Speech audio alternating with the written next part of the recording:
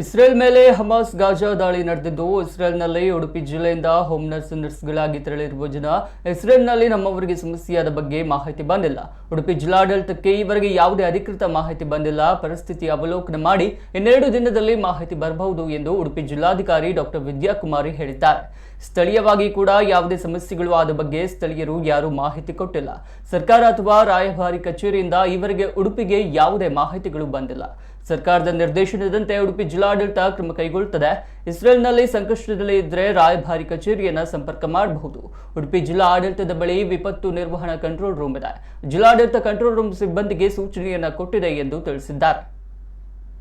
ಯಾರು ಸಿಕ್ಕಾಕೊಂಡಿರ್ತಾರೆ ಅವರು ಸಂಪರ್ಕಿಸ್ತಾರೆ ಅಥವಾ ಅವರ ಪರಿಚಯದವರು ಬಹುಶಃ ರಾಯಭಾರ ಕಚೇರಿಗೆ ಸಂಪರ್ಕ ಮಾಡ್ಬೋದು.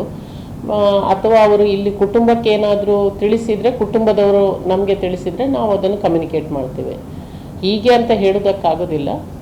ಯಾರು ಎಲ್ಲಿಗೆ ಮಾಹಿತಿ ಸಿಗುತ್ತೆ ಅವರು ಎಲ್ಲಿ ಬೇಕಿದ್ರೂ ಅದನ್ನು ಕಾಂಟ್ಯಾಕ್ಟ್ ಮಾಡ್ಬೋದು. ಕಾಂಟ್ಯಾಕ್ಟ್ ಮಾಡಿದಾಗ ಖಂಡಿತ ಅದಕ್ಕೆ ಯಾವ ರೀತಿ ಸರ್ಕಾರ ಸೂಚನೆ ಕೊಡುತ್ತಾ ಆ ಪ್ರಕಾರ ಕ್ರಮ ತಗೊಳ್ತೀವಿ. ಅಲ್ಲಿ ನರ್ಸಿಂಗ್ ಸ್ಟಡೀಸ್ಗೆ ಹೋಗಿರೋ ಸಾಧ್ಯತೆ ಇರ್ಬೋದು, ಬಟ್ ಎಷ್ಟು ಜನ ಅಲ್ಲೇ ಇದ್ದಾರೆ ಅಥವಾ ಬೇರೆ ಕಂಟ್ರೀಸಲ್ಲಿ ಇದ್ದಾರಾ ಏನು ಆ ಬಗ್ಗೆ ಯಾವುದೇ ಮಾಹಿತಿ ನಾವು ನಿಖರವಾಗಿ ಹೇಳೋದಕ್ಕೆ ಸಾಧ್ಯ ಆಗೋದಿಲ್ಲ. ಮಾಹಿತಿ ಇಲ್ಲದೆ ಹೇಳೋದಕ್ಕೆ ಕಷ್ಟ.